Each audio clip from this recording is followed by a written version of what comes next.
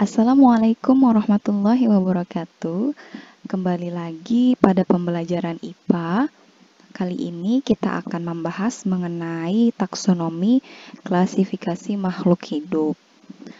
Nah, untuk itu mari perhatikan sama-sama, tonton videonya sampai habis, dan kita mulai pembelajaran kita dengan mengucapkan basmalah. Bismillahirrahmanirrahim.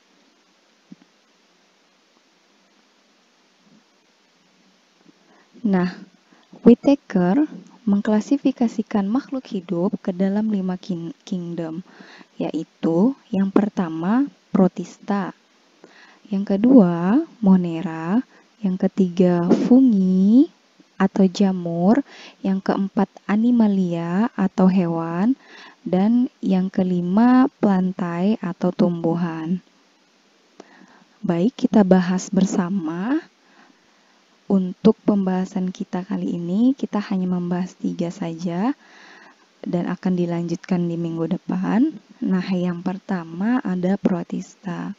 Protista ini adalah makhluk hidup bersel satu atau uniseluler. Kemudian ada juga yang bersel banyak atau multiseluler sederhana. Kemudian berkoloni atau berkelompok dan bersifat eukariotik. Selanjutnya, Protista dibagi menjadi 3. Yang pertama ada Protista mirip hewan atau protozoa. Protista mirip tumbuhan atau alga. Selanjutnya ada Protista mirip jamur. Baik, kita bahas bersama satu persatu. Yang pertama mengenai Protista mirip hewan atau protozoa. Nah, protozoa ini adalah sebutan untuk protista yang mirip hewan. Protozoa ini tersusun dari satu sel, kemudian tidak memiliki dinding sel sehingga bentuknya tidak tetap. Kemudian dapat kita jumpai di tempat berair seperti kolam, selokan, sawah, sungai, waduk, atau bahkan laut. Nah, kemudian ada juga protozoa yang hidup pada makhluk hidup lain. Nah, protozoa yang hidup pada makhluk hidup lainnya ada yang bersifat menguntungkan dan ada yang bersifat merugikan. Kemudian, berdasarkan alat geraknya, protozoa dibagi menjadi 4 filum. Yang pertama ada Rhizopoda. Apa itu Rhizopoda? Rhizopoda ini adalah protozoa yang alat geraknya berupa kaki semu atau pseudopodium. Nah, contohnya terdapat pada Entamoeba histolytica. Kemudian yang kedua ada Flagellata. Flagellata ini memiliki alat gerak berupa bulu cambuk atau flagellum. Nah, contohnya terdapat pada Trypanosoma. Yang ketiga ada Ciliata. Ciliata ini memiliki alat gerak berupa bulu getar atau cilia. Contohnya terdapat pada Paramecium. Nah, yang terakhir ada Sporozoa. Sporozoa ini tidak memiliki alat gerak. Nah, contohnya terdapat pada Plasmodium. Kita lanjut ke bagian protista mirip tumbuhan atau alga. Nah, protista mirip tumbuhan ini meliputi semua jenis alga atau ganggang kecuali alga hijau biru. Kemudian, protista mirip tumbuhan ini terdiri dari satu sel atau uniseluler dan juga ada yang terdiri dari banyak sel atau multiseluler. Nah, alga disebut sebagai talus. Kenapa tubuhnya disebut sebagai talus? Karena tidak dapat dibedakan mana bagian akar, batang, dan daunnya. Kemudian biasanya alga ini hidup di tempat-tempat yang basah dan lembab. Jadi dia menempel pada tempat basah dan lembab. Misalnya pada air tawar, air laut, dan lain-lain sebagainya. Kemudian Berdasarkan jenis pigmennya atau warnanya, alga dibagi menjadi yang pertama ada alga hijau atau chlorophyta. Jadi alga hijau ini memiliki pigmen klorofil atau warna hijau yang lebih dominan. Kemudian yang kedua ada alga keemasan atau chrysophyta. Alga keemasan ini memiliki pigmen karotin yang dominan. Selanjutnya ada alga pirang atau coklat atau phaeophyta. Nah, alga pirang atau coklat ini memiliki pigmen picosantin yang lebih dominan. Selanjutnya ada alga merah atau rhodophyta.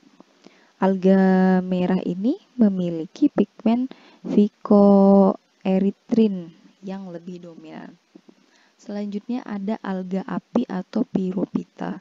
Nah, pada alga api terdapat pigmen klorofil A dan C. Kemudian tubuhnya bersifat uniseluler dan memiliki 2 flagella atau alat geraknya.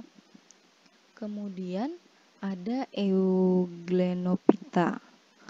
Ini adalah alga yang memiliki ciri-ciri tumbuhan dan hewan. Kemudian sifatnya uniseluler atau terdiri dari satu sel.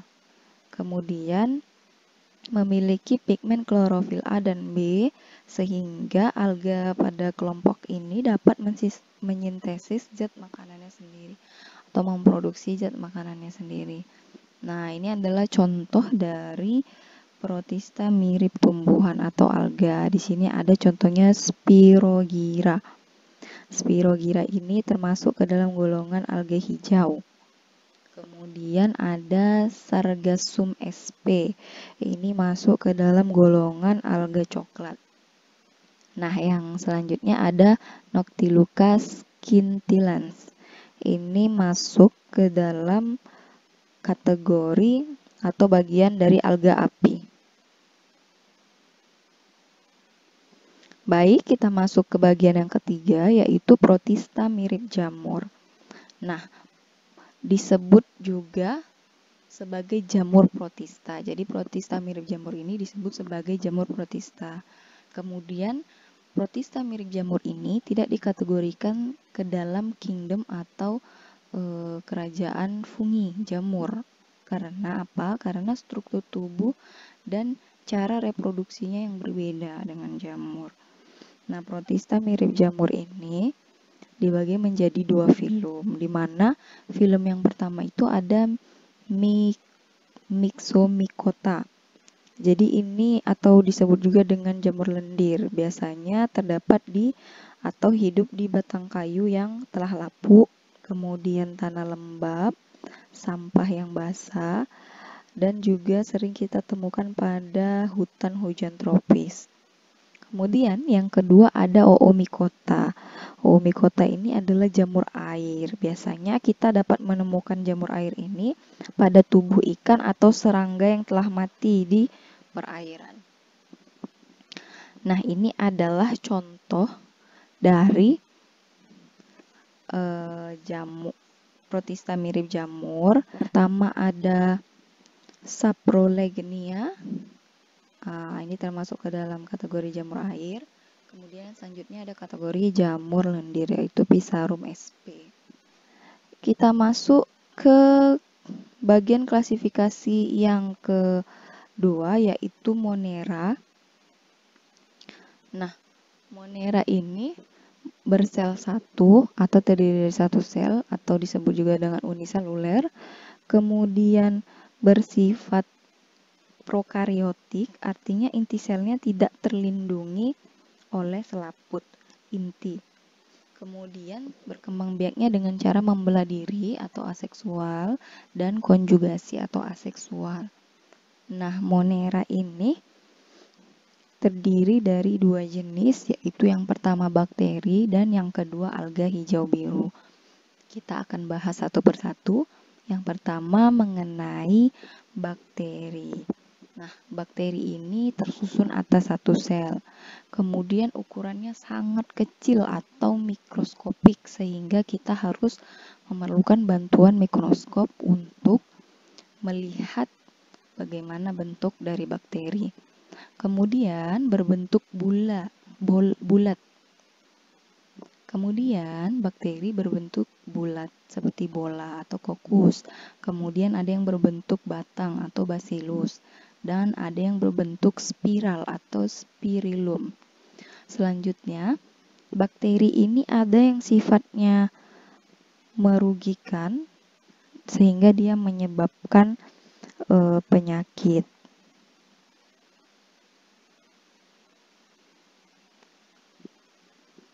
Nah, tetapi ada pula bakteri yang menguntungkan bagi manusia.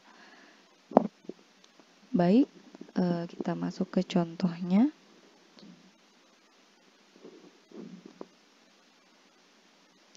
Nah, bakteri yang sangat baik berperan dalam kehidupan manusia diantaranya ada Escherichia coli. Biasanya Escherichia coli ini terdapat pada usus besar manusia. Fungsinya apa? Nah, fungsinya adalah membantu membusukkan sisa pencernaan makanan serta membantu pembentukan vitamin K.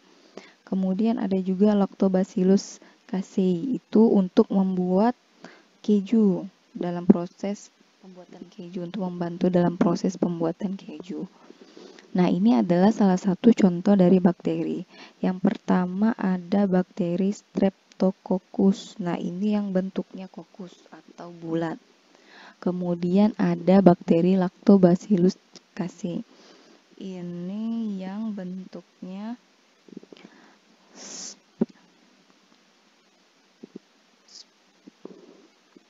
yang selanjutnya ada Lactobacillus casei. Bakteri ini biasanya digunakan dalam pembuatan keju. Kemudian yang selanjutnya ada Treponema pallidum. Treponema pallidum ini adalah bakteri yang merugikan yang menyebabkan penyakit sifilis. Yang selanjutnya ada alga hijau biru. Nah, alga hijau biru ini tersusun atas satu sel dan bersifat prokariotik. Kemudian mempunyai pigmen fotosintetik di dalam sitoplasmanya, sehingga alga hijau biru ini dapat melakukan fotosintesis. Kemudian habitatnya di air laut, air tawar, bebatuan, dan tanah. Yang selanjutnya ini adalah contoh dari alga hijau biru, yaitu spirulina. Kita lanjut ke pembahasan yang selanjutnya, yaitu jamur atau fungi. Nah, mungkin hampir rata-rata dari kita sering melihat berbagai macam jamur. Nah, pada pembahasan kali ini kita akan membahas mengenai jamur atau fungi, dunia jamur ya. Nah, jamur ini biasanya terdapat di air, udara, tanah, juga tumbuhan atau hewan. Sifatnya multiselular dan eukariotik. Kemudian, jamur ini membentuk benang atau hifa. Kemudian, dinding selnya tersusun atas kitin. Selanjutnya, berkembang biak dengan cara spora dan tidak memiliki klorofil, sehingga jamur tidak dapat memproduksi makanannya sendiri, sehingga mereka mendapatkan makanannya dari sisa-sisa makhluk hidup yang telah mati atau bersifat saprofit. Nah, jamur ini sendiri dibagi menjadi 4. Yang pertama ada Zygomicota, kemudian ada Ascomycota, Basidiomycota, dan yang terakhir ada Deuteromycota. Nah, ini adalah contoh dari Ascomycota, jamur Ascomycota, yaitu pada Penicillium.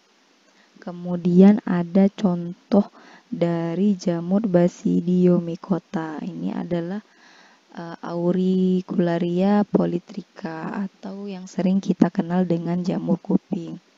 Nah, yang selanjutnya ada Trichopiton. Ini dari Deuteromycota. Nah, di dalam surah Al-Isra ayat 70 yang berbunyi Bismillahirrahmanirrahim, walaqad karramna bani adama wa hammalnahum fil barri wal bahri warzaqnahum minat thayyibati wa faddalnahum ala katsirin mimman khalaqna tafdila, yang artinya, dan sungguh kami telah memuliakan anak cucu Adam, dan kami angkut mereka di darat dan di laut, dan kami beri mereka rezeki dari yang baik-baik, dan kami lebihkan mereka di atas banyak makhluk yang kami ciptakan dengan kelebihan yang sempurna. Nah, dari surah Al-Isra ayat 70 ini kita mengetahui bahwasanya manusia itu adalah makhluk ciptaan Allah yang diciptakan dengan segala keistimewaan dan kemuliaannya. Jadi di dalam penciptaannya, manusia ini dikaruniai akal, kemudian rupa yang indah, tubuh yang serasi, dan lain sebagainya. Nah, berdasarkan surah Al-Isra ayat 70 ini, kita dapat mengambil ibrah bahwasanya kita harus bersyukur terhadap apa yang Allah telah berikan, dan kita tidak boleh menyekutukannya. Kenapa? Karena Allah telah menundukkan dan melimpahkan kepada manusia apa yang ada di darat dan di laut, bahkan memeliharanya dengan perhatian yang baik. Nah, kemudian manusia diberi petunjuk untuk menciptakan kendaraan, kapal, pesawat terbang, dan alat-alat lainnya untuk mencapai kebutuhan dalam menjalani kehidupannya. Maka dari itu kita harus senantiasa bersyukur atas apa yang telah diberikan oleh Allah Subhanahu wa Ta'ala. Nah, baik, agar lebih menambah pemahaman kalian mengenai materi klasifikasi makhluk hidup, silakan kalian kerjakan soal yang ada di buku di halaman 80, nomor 20 sampai 29. Mungkin sampai di sini saja pembelajaran kita pada hari ini. Kita tutup dengan lafaz hamdalah, alhamdulillahirabbil alamin. Semoga apa yang saya sampaikan bermanfaat dan mudah untuk kalian pahami. Saya tutup. Assalamualaikum warahmatullahi wabarakatuh.